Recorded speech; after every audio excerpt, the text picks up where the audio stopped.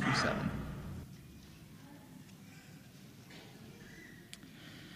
Blessed is he whose transgressions are forgiven, whose sins are covered. Blessed is the man whose sin the Lord does not count against him, and in whose spirit is no deceit. When I kept silent, my bones wasted away. Through my groaning all day long, for day and night your hand was heavy upon me. My strength was sapped, as in the heat of summer.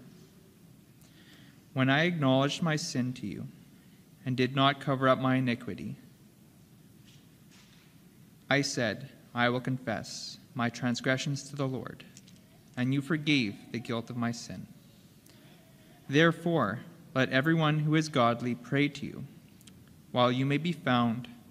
Surely, when the mighty waters rise, they will not reach him. You are my hiding place. You will protect me from trouble, and surround me with the songs of deliverance. Jesus, be the center, be my Lord, be my life, Jesus, be the Father in my heart, be the wind in the sails, be the reason that I live, Jesus,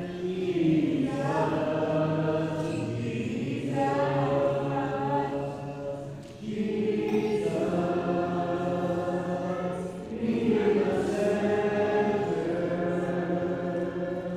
be my Lord, be my song, Jesus,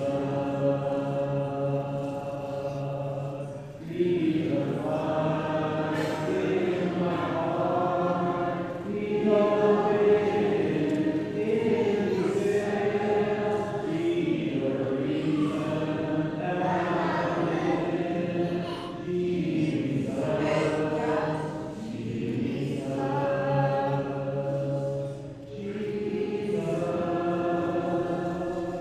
be my vision, be my hand, be my life, Jesus,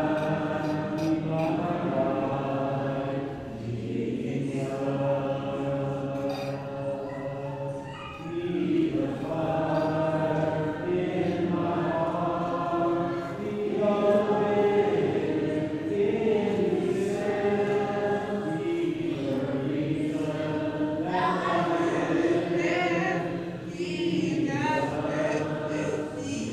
that I live, Good morning. It's good to see all of you here this morning on this bright fall day and changing seasons and the beauty of all of that. How blessed we are. This morning, because Wayne is out west, we're doing, as you've noticed, we're doing something a little different, and so the concluding portion of our worship this morning, I should put my glasses on so I can actually read what I've got here. The concluding portion of our worship this morning,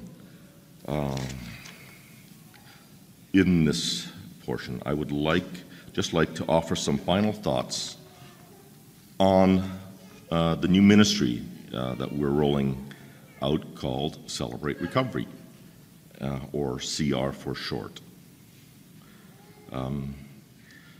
If you've attended the worship in the last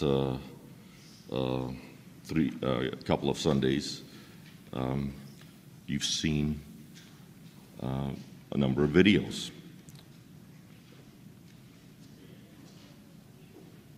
And the first, and hopefully that tweaked your interest in the program and maybe your curiosity. The first video, I think, clearly communicates how hurts, habits, and hang-ups happen. It was the one with the little girl, if you recall. And And it also points out the resulting consequences. These consequences from all of those things that happen in our life as we progress from youth can rob us of joy and the ability to interact in our community in a healthy and meaningful way. The second video last Sunday spoke to some of those same hurts, habits, and hang-ups. The third and final video being shown today introduces us to people in the CR program, not here locally, but the program runs throughout the world and has been very helpful in producing healing. But the video today just introduces us to some individuals who are in the program, and they just briefly relate their story.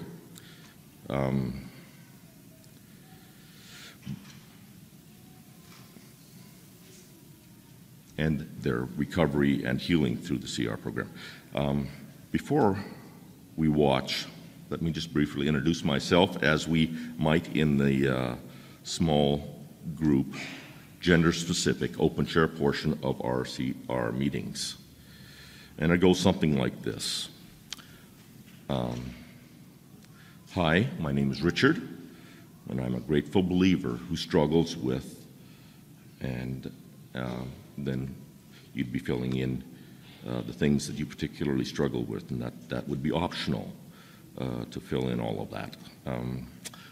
To find out what my particular concerns and issues are, you'll have to attend. I won't share that now.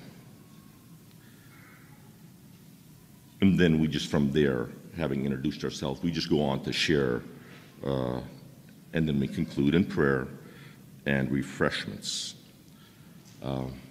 We also always try to reinforce the things, as Mike pointed out this morning. Our identity is in Christ. It's not in the particular hurts, habits, and hang-ups that we may be struggling with. Most importantly, our identity is in Christ.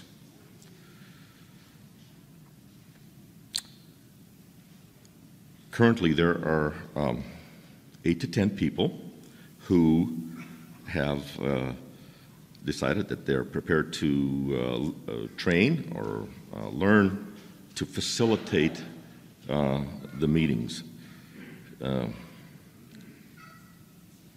facilitate, to lead, to make coffee, to share, to listen, perhaps laugh, and maybe cry with each other. And that's all okay. We do that.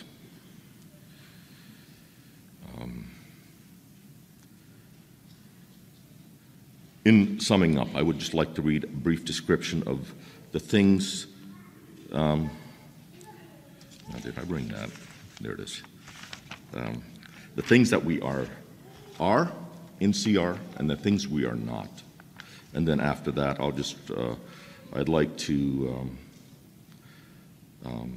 just also read the Celebrate Recovery purpose statement. So first of all, things we are. We're a safe place to share, a refuge, a place of belonging, a place to care for others and be cared for, where respect is given to each member, where confidentiality is highly regarded. It's a place to learn, a place to grow and become strong again, where you can take off your mask, a place for healthy challenges and healthy risks, a possible turning point in your life. things that Celebrate Recovery is not. It's not a place for selfish control. It's not a place for therapy.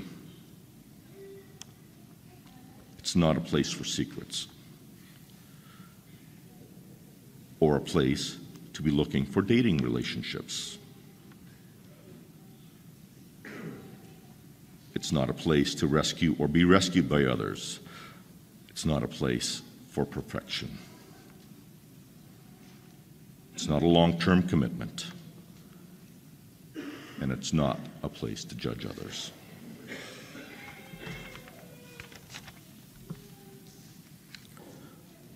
So that's basically what the program is and what it's not. Celebrate Recovery purpose is to fellowship and celebrate God's healing power in our lives through the 12-step and 8 recovery principles. This experience allows us to be changed. We open the door by sharing our experiences, strengths, and hopes with one another. In addition, we become willing to accept God's grace in solving our lives' problems. By working and applying these biblical principles, we begin to grow spiritually. We become free of our addictive, compulsive, and dysfunctional behaviors. This freedom creates peace, serenity, joy, and most importantly, a strong personal relationship with God and others. As we progress through the program, we discover our personal, loving, forgiving, higher power, Jesus Christ. Welcome to an amazing spiritual adventure.